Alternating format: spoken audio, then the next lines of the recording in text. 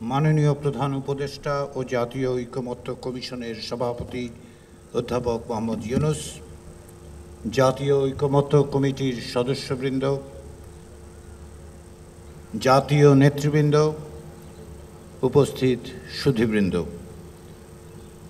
জাতীয় ঐকমত্য কমিশনের পক্ষ থেকে আজকের এই জুলাই জাতীয় সনদ 2025 স্বাক্ষর অনুষ্ঠানে আপনাদের সবাইকে স্বাগতম। আজকের এই দিন বাংলাদেশের ইতিহাসের একটি অভূতপূর্ব এবং অনন্য সময়। একটি ক্রান্তিকালে দাঁড়িয়ে থাকা বাংলাদেশের জন্য এটি হচ্ছে আমাদের দীর্ঘ পথযাত্রার ক্ষেত্রে একটি মাইলফলক। 1971 সালে মহান মুক্তিযুদ্ধের মধ্য দিয়ে, লক্ষ মানুষের আত্মদানের মধ্য দিয়ে সাম্য, মানবিক মর্যাদা এবং সামাজিক ন্যায় বিচারের আদর্শকে ধারণ করে যে রাষ্ট্র গঠনের প্রচেষ্টা শুরু হয়েছিল,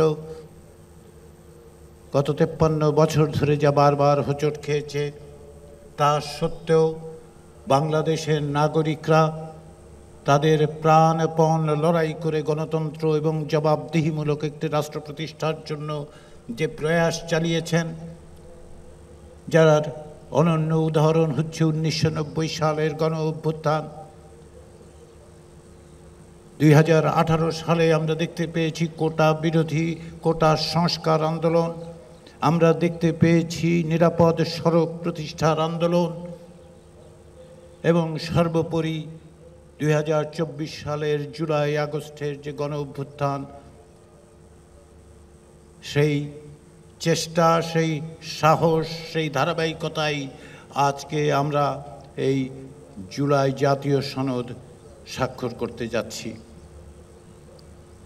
আমাদের যে স্বপ্ন, বাংলাদেশের মানুষের যে আকাঙ্ক্ষা, তাকে ধারণ করে তাকে অগ্রসর করে নিয়ে যাওয়ার জন্য, সকলের জন্য একটি বৈষম্যহীন রাষ্ট্র প্রতিষ্ঠার যে চেষ্টা, তাতে একটি দিক নির্দেশনা দেওয়ার জন্যই বাংলাদেশের রাজনৈতিক দলগুলো প্রায় 1 বছর ধরে পারস্পরিক আলাপ আলোচনার মধ্য দিয়ে এই জাতীয় সনদে উপনীত হয়েছেন।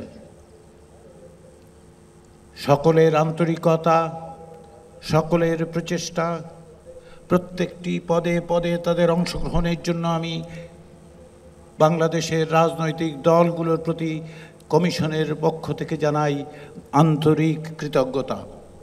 কিন্তু কেবলমাত্র কমিশন নয়, কেবলমাত্র রাজনৈতিক দল নয়, বাংলাদেশের বিভিন্ন সমাজের বিভিন্ন অংশের মানুষ এই প্রক্রিয়ার সঙ্গে অংশগ্রহণ করেছেন।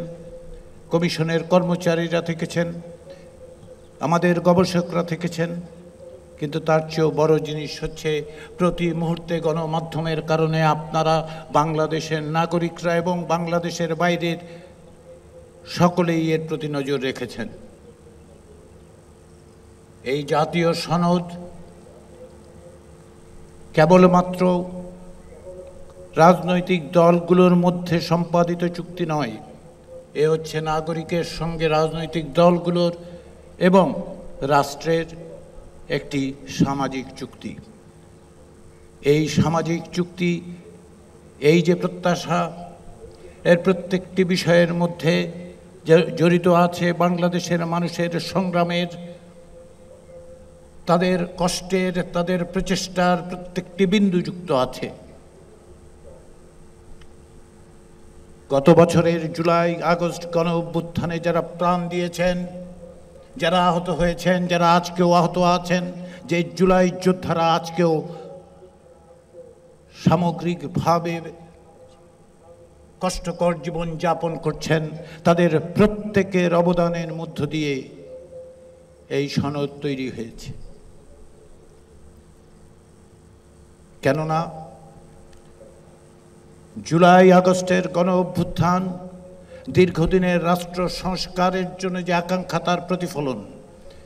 বাংলাদেশে গত 16 বছর ধরে 2009 সাল থেকে যে ফ্যাসিবাদী শাসন তৈরি হয়েছিল, তার বিরুদ্ধে যে সাহসিকতা, যে দৃঢ়তা, বাংলাদেশের নাগরিকরা দেখিয়েছেন বৈষম্য বিরোধী ছাত্র আন্দোলনের মধ্য দিয়ে যার সূচনা, যা এক দফা দাবিতে পরিণত হয়েছিল এবং শেষ পর্যন্ত ফ্যাসিবাদী শাসককে পলায়নে বাধ্য করতে পেরেছে, সেই অর্জনের একটি স্মারক হচ্ছে এই জাতীয় সনদ। এখানে এর শেষ নয়। আমরা মনে করি রাষ্ট্র সংস্কারের জন্য আমাদের যে চেষ্টা, সকলের যে চেষ্টা, সেই চেষ্টা একদিনে সাফল্য অর্জন করবে না। একটি দলিল কেবলমাত্র সেটা নিশ্চয়তা দেবে না। আমরা আশা করি এই যে জাতীয় দলিল তৈরি হয়েছে তার বাস্তবায়ন ঘটবে, দ্রুততার সাথে বাস্তবায়ন ঘটবে। নাগরিকদের মতামতের মধ্য দিয়ে এই দিক দিশা নির্দেশক বাংলাদেশ রাষ্ট্রকে ভবিষ্যতে পরিচালনা করবে। কিন্তু আমাদের অনেকটা পথ যেতে হবে। আমাদের মতের পার্থক্য থাকবে। রাজনীতিতে মত পার্থক্য না থাকলে তা গণতান্ত্রিক হয় না। মতের পার্থক্য থাকবে, পথের পার্থক্য থাকবে, কিন্তু এক জায়গায় ঐক্যবদ্ধ হতে হবে। বহু স্রোত যেন মোহনায় এসে মেলে, যেন আমরা বলতে পারি যে আমাদের অনেক স্রোত কিন্তু মোহনা একটি, সেটি হচ্ছে একটি গণতান্ত্রিক বাংলাদেশ তৈরি করা। আমাদের বহু স্রোত, আমরা সকলে এক জায়গায় যে আমরা যে কোনো ধরনের স্বৈরতন্ত্রের বিরুদ্ধে ঐক্যবদ্ধভাবে সবাই দাঁড়িয়ে থাকব। সেই স্বপ্ন, সেই প্রত্যাশা, সেই চেষ্টার স্মারক যতটুকু আমরা অর্জন করেছি, এটি প্রথম পদক্ষেপ। যে ধারাবাহিকতা, তার একটি মোড় ফেরানো মুহূর্ত মাত্র। আমাদের অনেকটা পথ যেতে হবে। এই অগ্রসরমানতায় নাগরিক হিসেবে বাংলাদেশের মানুষদের প্রত্যেকের ভূমিকা রয়েছে। রাজনৈতিক দলগুলো সেই মত পথ পার্থক্য সত্ত্বেও তারা এগিয়ে নিয়ে যাবে। সেই দিক থেকে আজকের এই জাতীয় সনদ স্বাক্ষরের এই অনুষ্ঠান ঐতিহাসিক। আমরা যে দীর্ঘ পথ 1971 সালের মুক্তিযুদ্ধ পরবর্তী সময়ের সূচনা হয়েছে, তারই একটি পর্যায়ে এটি।